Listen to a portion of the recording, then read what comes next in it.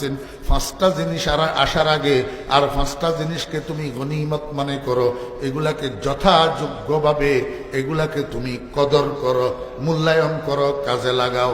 ওই পাঁচটা জিনিসের মধ্যে একটা হলো তোমার বার্ধক্য, আর একটা হলো তোমার যৌবন। এই বার্ধক্যটা আসার আগে যৌবনকে কদর করো, যৌবনকে নষ্ট করিও না, যৌবনটাকে কাজে লাগাও। কি কাজে লাগাইবা? মদ খাওয়ার কাজে নি দোস্ত, জুয়া খেলার কাজে নি না, সেজদা দেওয়ার কাজে লাগাও। কারণ যৌবন যখন হারাইয়া ফেলবা তখন কোটি টাকার বিনিময়ে এই যৌবনকে আর ফিরাইয়া পাওয়া যাবে না। আমার বেয়েরা দুস্তাবাব, বয়স 50 হইয়া গেছে, বয়স 60 হইয়া গেছে, বয়স 70 হইয়া গেছে, বয়স 100 হইয়া গেছে, বয়স 110 হইয়া গেছে। এই অবস্থায় মৃত্যু আসছে। একজন মহিলার বয়স 60 হইয়া গেছে, বয়স 70 হইয়া গেছে, এই অবস্থায় মৃত্যু আসছে। দুনিয়ার থেকে যাওয়ার সময় যৌবনটা হারাইয়া দুনিয়ার থেকে গেছে। আল্লাহ পাক রব্বুল আলামিন কও, দুনিয়ার মানুষেরা 1 নম্বরে ওই হারানো প্রাপ্তির জায়গা বেহেশতে আমি তোকে প্রথম যেই জিনিসটা ফিরাইয়া দেব সেই জিনিসটার নাম হইল তোর যৌবন। সেই জিনিসটার নাম কি? তোর যৌবন। তুই যেই বয়সেই মৃত্যুবরণ করিস না কেন, আরে শুধু উপরের দিকে না, নিচের দিকেও 7 বছর বয়সে দুনিয়ার থেকে তুমি মারা গেছো। আমার বেয়েরা দুস্তাবাবেরা 10 বছর বয়সে দুনিয়ার থেকে মারা গেছো।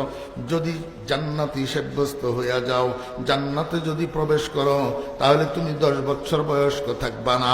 কোন ইমামের মতে তোমাকেও আল্লাহ পাক রব্বুল আলামিন বয়সকে আগাইয়া ওই জান্নাতে প্রবেশ করার সময় 33 বছর বানাইয়া প্রবেশ করাবে।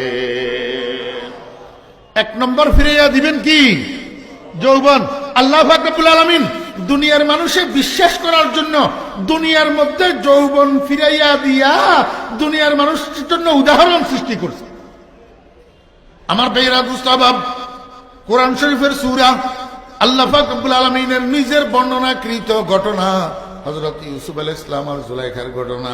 ও বেয়েরা দুস্তাবাব, মুফাসসিরিনে কেরাম, আরেফিনে কেরাম, হযরত উলামায়ে কেরাম এই সূরা ইউসুফের তাফসীর করতে যাইয়া ইউসুফ আলাইহিস সালামের বিস্তারিত যে ঘটনা লিখছেন, এই ঘটনার মধ্যে অনেকে লিখেছেন এবং হযরত আরেফে জামি রহমতুল্লাহ আলাইহি সবিস্তারে লিখেছেন।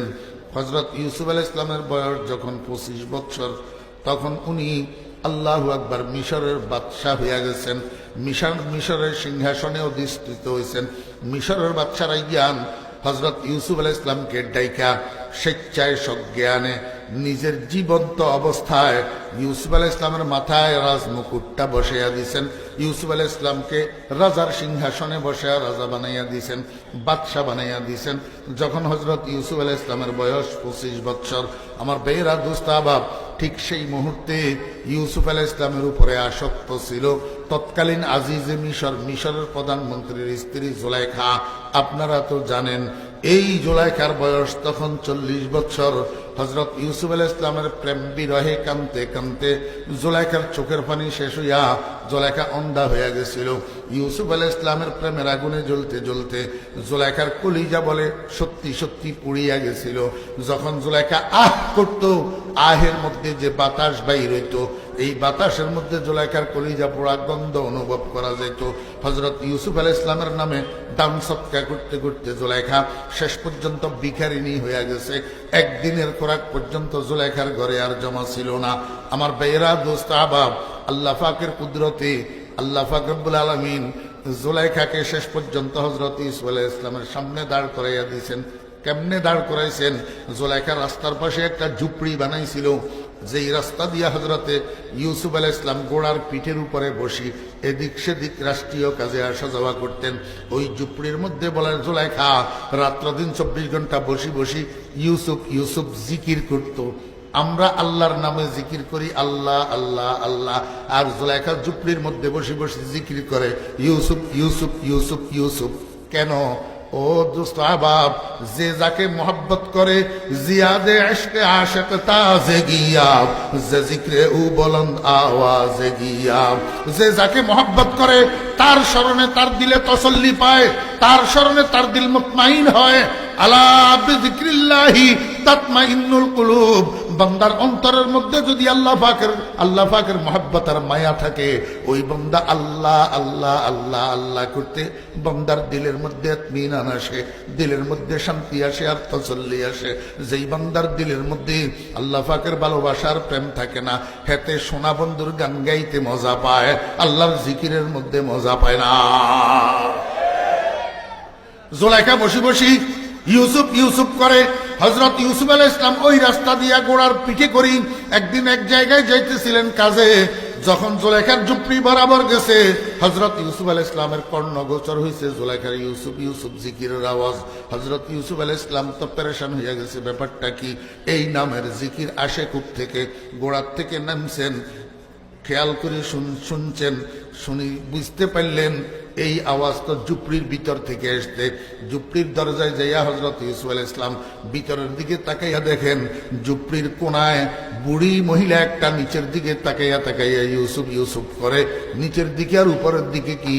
বুড়ি তো অন্ধা, যেহেতু তার দৃষ্টিশক্তি নাই, সে উপর হইয়া বসে বসে ইউসুফ ইউসুফ করে।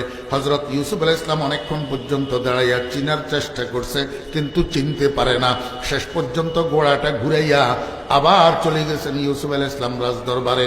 রাজদরবারে যাইয়া সিপাহী একটাকে পাঠাইছে, সিপাহী যাও অমুক জায়গায় রাস্তার ধারে একটা ঝুপড়ি আছে, এই ঝুপড়ির মধ্যে বুড়ি মহিলা একটা বসে বসে ইউসুফ ইউসুফ করতে আছে, এই মহিলাটাকে তুমি হাতে ধরি আমার সিংহাসনের সামনে আনিয়া দাঁড় করাইয়া দাও।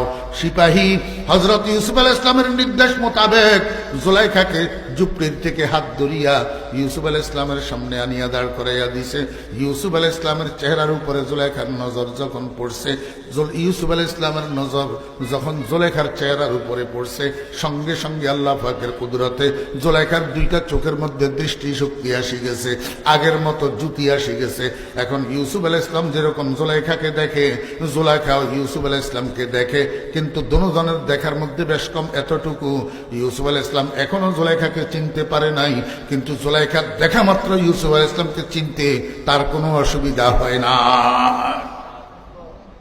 আমার ভাইয়েরা দোস্ত বাব, সময় আমাকে অনুমতি দিতেছে না, এই জন্য সংক্ষেপে বলতেছি। যখন হযরত ইউসুফ আলাইহিস সালাম আল্লাহু আকবার সিংহাসনে বসা, জুলাইখা ইউসুফ আলাইহিস সালামকে যখন দেখতে পাইছে, দেখার সাথে সাথে জুলাইখা আন্তরিকভাবে খুশি হয়ে গেছে। কিরে, আমার বন্ধু তো দেখতেছি নিশ্চয় মিশরের বাদশা হয়ে গেছে, নতুবা এই সিংহাসনে তো সে বসতে পারে না। জুলাইখা আন্তরিকভাবে খুশি হইয়া জুলাইখার মুখে মুস্কি একটা হাসি ফুটে উঠছে। এই হাসি দেখিয়া হযরত ইউসুফ আলাইহিস সালাম আশ্চর্য বোধ করিয়া জিজ্ঞাসা করে, ও বুড়িকে, তুমি কোথায়, তোমার বাড়ি কি, তোমার নাম কি, তোমার পরিচয়? আমি তো তোমাকে চিনতে পারলাম না, তুমি পরিচিত মানুষের মতো আমার চেহারার দিকে তাকাইয়া হাসলা কেন? আমার বেয়েরা, জুলাইখা হযরত ইউসুফ আলাইহিস সালামকে সরাসরি উত্তরটা দিয়ে দিলে পারতো, আমি জুলাইখা, এই কথাটা বললেই তো হইতো। কিন্তু জুলাইখা এই উত্তরটা না দিয়া হযরত ইউসুফ আলাইহিস সালামকে ঘুরাইয়া খোঁটা দিয়া উত্তর দে। কি উত্তর দে? বগফতানম কে চোরো এ তুদিদম তোরা আজ জুমলা আলম বার গুজিদম জওয়ানি দর গমত বরবাদ করদম বদি পীরি কে মি বিনি ফতাদম গরফতি শাহিদে দৌলত দরা গোশ মোরা একবার গি কর দি ফরামোশ। ও ইউসুফ, আমি তোমার দিকে তাকাইয়া হাসলাম কেন? তোমার কাছে আশ্চর্য লাগতেছে, তার চেয়ে বেশি আশ্চর্য লাগতেছে আমার কাছে। আমি তো ওই মহিলা, যেই মহিলার জীবন যৌবন ইজ্জত সম্মান বাড়ি ঘর আত্মীয় স্বজন মা বাপ সবকিছু তোমার জন্য বিসর্জন দিয়া দিলাম, তোমার প্রেমে আসক্ত হইয়া তোমার পাগল হইয়া গেলাম। আজকে আমার কাছে আরো বেশি আশ্চর্য লাগতেছে, তুমি কিনা সামান্য একটা মিশরের বাদশাহী কোলে পাইয়া আমার মতো দয়ালু মহিলাটাকে কেমনে বলিয়া গেলা। গরফতি শাহেদে দৌলত দরা গোশ মোরা একবার গি কর দি ফরামোশ। আমার বেরা দোস্ত আহবাব, আমার আল্লাহ কইয়া আইয়ুহাল ইনসান মা গাররাকা বিরব্বিকাল কারীম। ও ও দুনিয়ার মানুষ, জুলাইখা যাহা কিছু করছে নিজের প্রেমকে সফল করার জন্য করছে, নিজের ভালোবাসাকে কামিয়াব করার জন্য করছে। আমার ইউসুফের জন্য কিছু করে নাই। আমার ইউসুফের সেখানে কোনো ভূমিকা ছিল না। তারপরেও যদি জুলাইখা আমার ইউসুফকে এত বড় খোঁটা দিয়া বলতে পারে, মিশরের বাদশাহী কোলে পাইয়া আমার মতো দয়ালু মহিলাটাকে কেমনে ভুলিয়া গেলা? ও বান্দা, আমি তোদেরকে একটু জিজ্ঞেস করি, মায়ের পেট থেকে, আল্লাহু আকবার, মায়ের পেট থেকে একটু দেখ, কবরের ডেলা পর্যন্ত, তোর মাথার তালু থেকে পায়ের তালু পর্যন্ত, তোর গোটা জীবনের মধ্যে আমি আল্লাহর এহসান সারা, আমি আল্লাহর দয়া সারা, আমি আল্লাহর মেহেরবানি সারা, তোর জীবনের গাড়ি মায়ের পেট থেকে শুরু করিয়া কবর পর্যন্ত কিভাবে যায়? এত কিছু করার পরে, এত এহসান করার পরে, এত দয়া করার পরে, এত রহমত করার পরে, সামান্য গাড়ি বাড়ি স্ত্রী পুত্র কোলে পাইয়া আমার মতো দয়ালু খোদাটাকে কেমনে ভুলিয়া গেলি? আমার মতো দয়ালু খোদাটারে কেমনে সেজদা করতে পারস না? ইয়া আইয়ুহাল ইনসান মা গাররাকা বিরাব্বিকাল কারীম। আমার ভাইরা, জুলাইখার এই উত্তর পাওয়ার পরে হযরত ইউসুফ আলাইহিস সালাম কয়, বাস করো জুলাইখা, আর বলতে হবে না, আমি বুঝছি তুমি জুলাইখা ঠিক আছে, যদিও আমার কোনো সেখানে অপরাধ নাই, কিন্তু তুমি তো আমার জন্য অনেক কিছু করছো, তোমার দাবি, এখন বলো আমি তোমাকে কি ক্ষতিপূরণ দিতে পারি? ও ভাইয়েরা, দোস্ত আবাব, জুলাইখা চালাক। জুলাইখা মনে মনে কয়, আমার তো এখন রূপ লাবণ্য যৌবন কিছু নাই, এই মুহূর্তে আমি বন্ধুকে যদি একান্ত করে পাওয়ার ইচ্ছা ব্যক্ত করি, আমি তো বন্ধুর উপযুক্ত না। ঠিক আছে, আগেরটা আগে চাইয়া লই, দেখি আগেরটা যদি পাওয়া যায় পরেরটাও পাওয়া যাবে। জুলাইখায় কয়, বগব তাওয়াল জামাল আস্ত জাওয়ানি, বগব তাওয়াল জামাল আস্ত জাওয়ানি, বাগুনা কেতু দিদি ওয়াদানি। ও ইউসুফ, ক্ষতিপূরণ যদি আমাকে তুমি দিতে চাও, আমার হারানো জিনিস যদি তুমি আমাকে ফিরাইয়া দিতে চাও, তাহলে মিশরের বাজার থেকে যেদিন তোমাকে আমি খরিদ করছিলাম, সেদিন আমার এই বডিতে, এই শরীরে যেই রূপ আর যৌবন তুমি দেখেছিলা, সেই রূপ যৌবনটা আমাকে একটু ফিরাইয়া দাও। বগব তাওয়াল জামাল আস্ত জাওয়ানি, বাগুনা কেতু দানি ওয়াদিদি, বাগুনা কেতু দিদি ওয়াদানি। জুলাইখা যখন হযরত ইউসুফ আলাইহিস সালামের সামনে এই পাওনা ব্যক্ত করছে, মুহূর্তের মধ্যে এই কথাটা গোটা মিশরের মধ্যে ছড়াইয়া পড়ছে। মিশরের দরবারে গণক কতগুলা ছিল, গণক অমুসলিম গণক, কাফের, এরা সব সময় হযরত ইউসুফ আলাইহিস সালামের পিছনে লাগা থাকতো, ইউসুফ আলাইহিস সালামের পিছনে লাগা থাকতো দুশমনি করার জন্য। এখন জুলাইখা যখন আজকে আল্লাহু আকবার এই চাহিদা ব্যক্ত করছে, গণক এগুলাই পাইছে সুযোগ। গণক এগুলা আইসা কয়, বাদশাহ বাহাদুর, আপনি যে দাবি করেন আপনার একজন রব আছে, আপনি রবের দাওয়াত দেন, আপনি যে লা ইলাহা ইল্লাল্লাহু ইব্রাহিম খলিলুল্লাহ, এই কালিমার দাওয়াত দেন। আপনি যদি সত্য হইয়া থাকেন, আপনার দাওয়াত যদি সত্য হইয়া থাকে, আপনার রব যদি সত্য হইয়া থাকে, এখন জুলাইখার চাহিদা পূরণ করে দিন। জুলাইখার ওই হারানো যৌবনটা আর হারানো রূপটাকে, হারানো বয়সটাকে ফিরাইয়া দেন।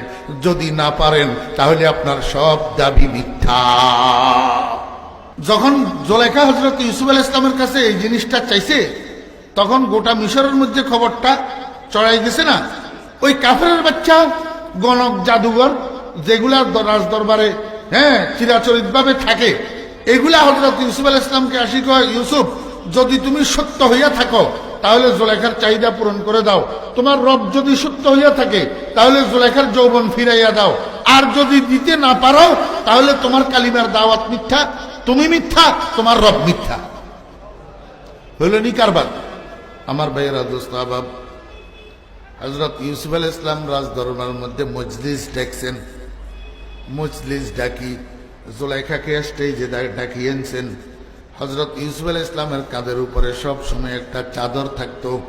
ওই চাদরটা কাঁধের উপর থেকে লইয়া এরকম বসা অবস্থায় চাদর দিয়া জুলাইখাকে আপাদমস্তক ডাকিয়া দিছে। আপাদমস্তক কি করে দিছে? ডাকিয়া দিছে। যখন উপরে থেকে আর জুলাইখাকে দেখা না যায়, এইবার আল্লাহর নবী হযরত ইউসুফ আলাইহিস সালাম হাত দুইখানা উপরের দিকে উঠাইছে। হাত দুইখানা উপরের দিকে উঠাইয়া আল্লাহর নবী হযরত ইউসুফ আলাইহিস সালাম এখন আল্লাহর কাছে দোয়া করে আর কাঁদে। আমার বেরা দোস্ত আবাব, আল্লাহর কাছে আল্লাহর নবী দোয়া করে আর কাঁদে।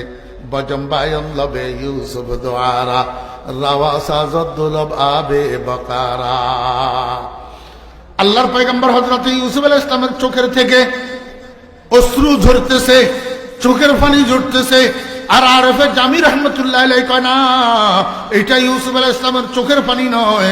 দীর্ঘদিন পর্যন্ত জমিনে বৃষ্টি না হইলে যেরকম গাছপালা তরুলতা মরিয়া যায় পানির অভাবে, আবার দীর্ঘদিন পরে যখন নতুন বৃষ্টি হয় তখন ঘাসপাতা তরুলতা নতুন বৃষ্টির দ্বারা সজীবতা ফিরে পায়। হযরত ইউসুফ আলাইহিস সালামের চোখের থেকে যেই পানি পড়তেছে এটা আসলে চোখের পানি নয়, এটা আল্লাহ পাকের রহমতের বর্ষণ।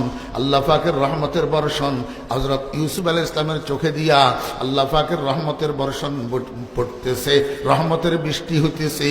আর এই রহমতের বৃষ্টিটা ওই জুলেখার মুর্দা যৌবনের জন্য আল্লাহু আকবার সজীবতা ফিরে পাওয়ার মাধ্যম হইয়া গেছে। একদিকে হযরত ইউসুফ আলাইহিস সালামের চোখের পানি পড়ে, আর একদিকে জুলেখার শরীরের মধ্যে পরিবর্তন ঘটতে আছে চাদরের নিচে। বজম্বায়াল্লাবে ইউসুফ দোয়ারা রাওয়া সাজাদুলব আবে বাকারা জওয়ানি মুর্দা শরা জিন্দেগি দাদ রোখশ রাখলাতে ফরখানদেগি দাদ।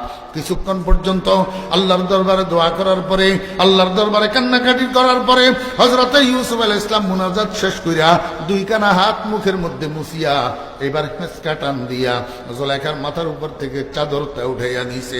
যখন চাদরটা উঠাইয়া নিছে রাজ দরবার ভরপুর মানুষ সবাই দেখতে আছে। জুলেখার 40 বছরের বুড়ি নাই, আবার 18 বছরের কুমারী হইয়া রয়েছে। জওয়ানি মুর্দা শরা জিন্দেগি দাদ রোখশরা খলাতে ফরখানদেগি দাদ। আমার বেরা দোস্তা বাব, আমি আপনাদেরকে বুঝাইতে চাইছিলাম যে আল্লাহ দুনিয়ার জমিনে দুনিয়ার জগতে জুলেখাকে 40 বছর থেকে 18 বছরের কুমারী বানাইতে পারে, সেই আল্লাহ শত সহস্র কোটি বেহেশতবাসী নরনারীকে কুমারিত্ব দান করতে পারে কিনা, যৌবন দান করতে পারে কিনা। আল্লাহ পাক বেহেশতের মধ্যে সর্বপ্রথম দুনিয়ার মানুষকে যেই হারানো বস্তুটা ফিরাইয়া দিবেন সেই বস্তুটার নাম হইল যৌবন।